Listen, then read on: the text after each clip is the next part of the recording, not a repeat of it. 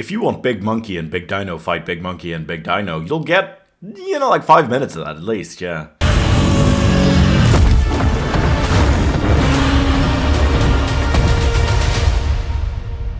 Welcome to my world.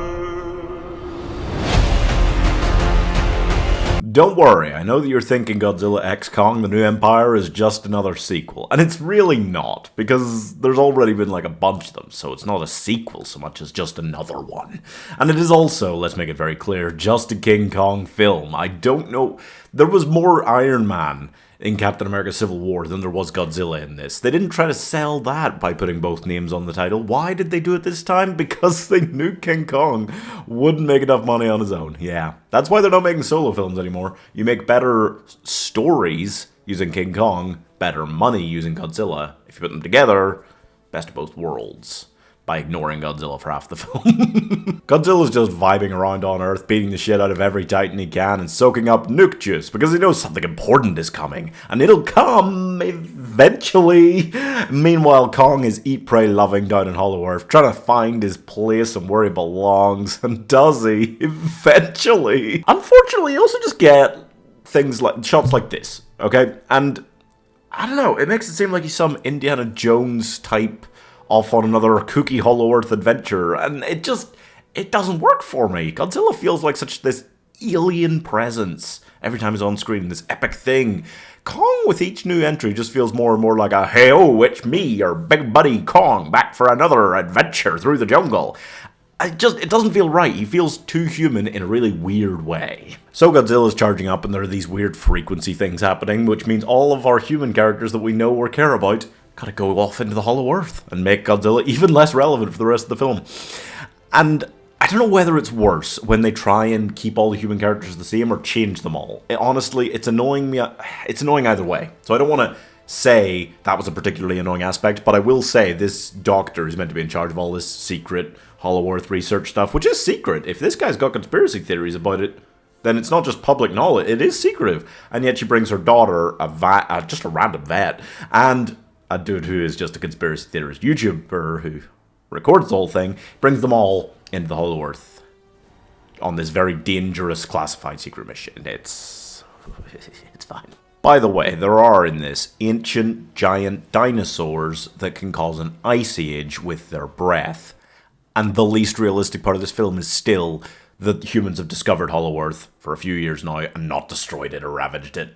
Or the fact that Kong comes up for medical attention and gets it in a matter of hours. From Americans. They didn't even charge him. This is bullshit. So Kong finds a tribe of monkeys underneath the Hollow Earth, which is already underneath the Earth. So I guess this is like Hollow Earth squared now. It's not important. And he finds this big monkey and he squares up to him. But he also finds this little monkey and he beats him with the power of kindness and becoming friends with him. It's like a King Kong movie written by the PTA Association. God. So lots going on. And my problem is that it takes an hour, a full hour, before we realize like what the end goal here is. The film's not even 2 hours long, but it takes a full over an hour before we meet the big bad monkey, who is, oh god, right, we gotta beat him, that's the big, yeah, right, cool. And he is, by the way, called Scar King, which I can't. This is your basic case of, oh dear me, did we have to wait a long time for that final fight. And the final fight itself, awesome. The last 25, 30 minutes of the film, great. Really, really ridiculous. Dan Stevens leaves, comes back with this thing to upgrade Kong, and then he leaves again, and comes back with this army of birds following him. It's just like, what? This man's a vet. Where did it... Doesn't matter. It is awesome, okay? Of course, the fact that Scar King, like, wants to fight them, but Kong's already beaten him in his first fight, and we know he can, and the fact that that Big Dino doesn't want to fight for Scar King, so you know, yeah, okay, that's not going to end well for him, is it? It's fine. Still the best tag team match I've seen since WrestleMania 1, when Hulk Hogan and Mr. T teamed up. But they didn't quite build it enough to feel like enough of a world-ending threat for Godzilla and Kong to actually have to team up, you know what I mean? That is the slight hitch with it, but honestly, I like the fact, and I don't want to discourage the fact that Legendary are at least creating their own monsters now, because honestly, they did King Ghidorah and they did Mechagodzilla. I don't think we need, like, Space Godzilla. It'd be cool to do, like, a Destroyer or something. That's still on the table, I hope, for the future, something like that. But it's okay to have one where it's just, yeah, you know what, something different. And a villain that actually relates to Kong in some way. Even though, yeah, it's just like, here's another monkey. I think it's a really nice extra TV episode, if you will, in the world of Godzilla and Kong, you know?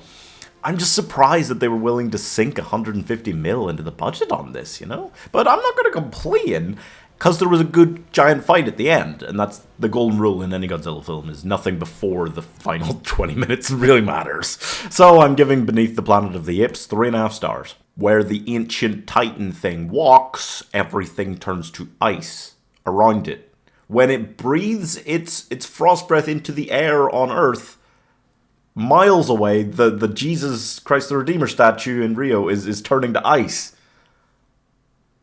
The Scar King rides it into battle.